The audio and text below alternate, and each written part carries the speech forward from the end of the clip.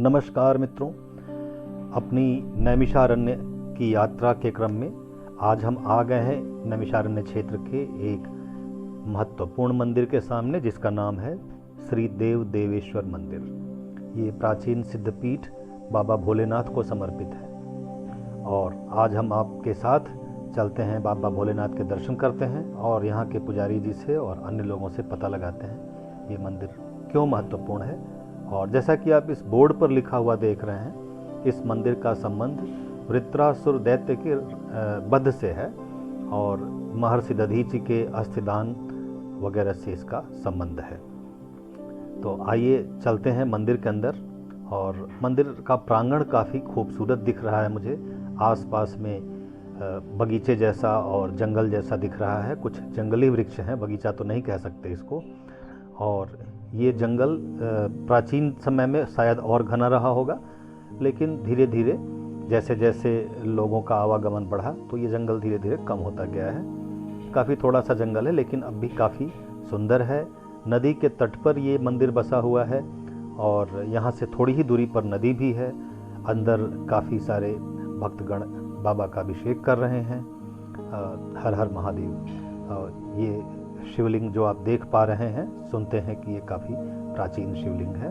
तो आइए पूछते हैं जो हमारे पुजारी जी हैं उनसे इसके बारे में जानकारी लेते हैं। इस अष्टम वैकुंठ में जी देवताओं की यज्ञ हो रही थी जी और एक वृत्तासुर नाम का दैत्य था, देवताओं को यज्ञ नहीं करने देता था।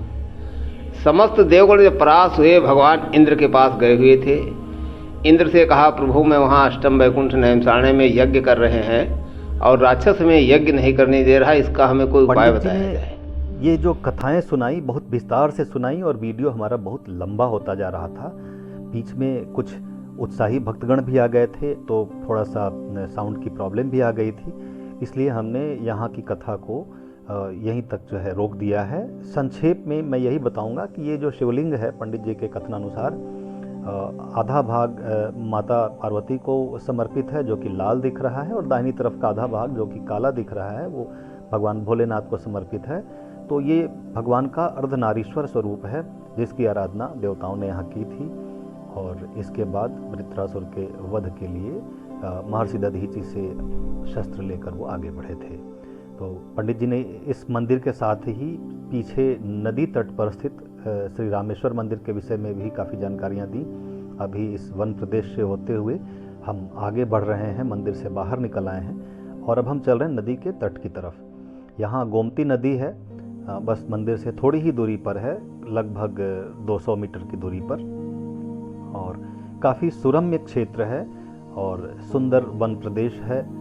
बड़ा प्यारा मौसम भी है। आज पूस का महीना है, ठंड भी अच्छी खासी है, कोहरा पड़ रहा है, लेकिन फिर भी भक्तगण यहाँ आए हुए हैं।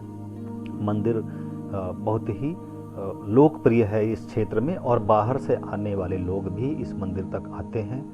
सड़क से बहुत दूर नहीं है, आवागमन का साधन यहाँ सुलभ है। और इस मंदिर से अन्य मंदिरों तक जाने के लिए पानी के मार्ग से, जल मार्ग से, नदी के रास्ते मोटराइज्ड बोट्स की भी व्यवस्था है। तो अभी हम चलते हैं नदी के तट पर।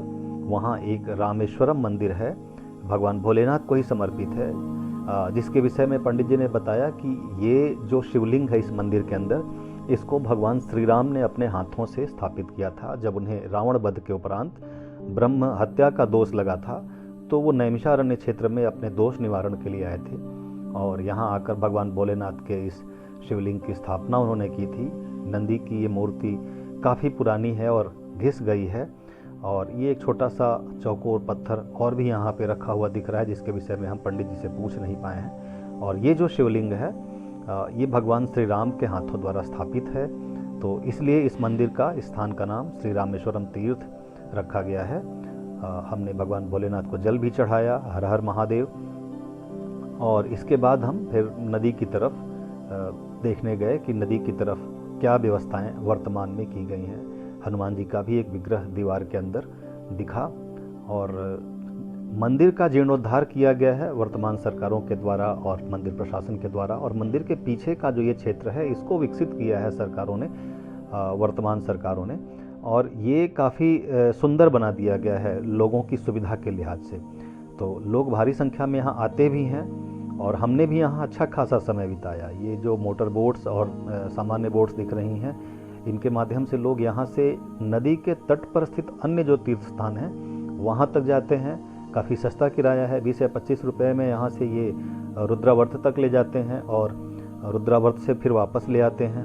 तो जो दर्शनार्थी यहाँ आते हैं इन बोट्स का इस सुविधा का लाभ उठाते हैं। बस एक बात मुझे थोड़ी सी खली, नदी के किनारे पर कहीं कहीं मुझे थोड़ी गंदगी दिखी जो यहाँ आने वाले तीर्थयात्रियों या पर्यटकों के द्वारा की गई है, जैसे आप यहाँ देख पा रहे हैं। तो इससे हमें परहेज करना चाहिए। जब भी हम इस तरह के किसी पवित्र तीर्थ स्थान पर जाएं तो हमें प्रयास करना चाहिए कि हम अपने आनंद में उस स्थान को गंदा न करें। ये ना भूलें कि ये पवित्र स्थान हमारे ही लिए है और इसका हमारी आस्था से संबंध है।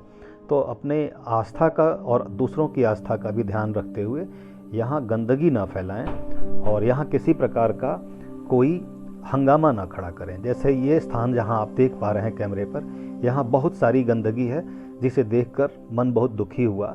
हालांकि सरकार ने बहुत प्रयास किए हैं इस स्थान को साफ सुथरा रखने के और दिख भी रहा है प्रयास, लेकिन ये सब कुछ सिर्फ सरकार के भरोसे नहीं छोड़ा जा सकता। मुझे लगता है कि यहाँ आने वाले तीर्थयात्रियों और पर्यटकों की भूमिका सरकार से कहीं बड़ी है और हमें प्रयास करना चाहिए कि हम इस प्रकार के जो पवित्र स्थान हैं वहाँ जब भी जाएं तो अपने साथ कोई भी ऐसी वस्तु न ले जाएं जिसके चलते वहाँ गंदगी फैले और लोगों को, आने जाने वालों को परेशानी हो। यहाँ से चलते हुए हमने ये बरगद का एक वृक्ष देखा जिसके ऊपर कुछ आकृतियाँ उभर आई हैं प्राकृतिक रूप से, जिसमें से कि ये एक गणेश जी जैसी आकृति दिख रही है। यहाँ के स्थानीय लोगों ने इसके ऊपर सिंदूर वगैरह लगा दिया है और मुझे लगता है इस पे पूजन कार्य भी किया है। काफ़ी पुराना बरगद का वृक्ष है और ऐसी आकृतियाँ प्राकृतिक रूप से उभर ही आती हैं और इसको ढूंढ लेना भी आस्था का ही एक विषय है। तो बड़ी ही पवित्र आस्था का ये केंद्र है। ये एक हाथी जैसी आकृति भी यहाँ दिख रही है। आशा है कि आप लोगों को हमारी ये खोज और ये पड़तालें अच्छी लगी होंगी और अब तक आपने अगर हमारे चैनल को सब्सक्राइब नहीं किया है तो आपसे अनुरोध है कि आप इसको सब्सक्राइब कर लें और लाइक करें, कमेंट करें, शेयर करें। हर हर महादेव।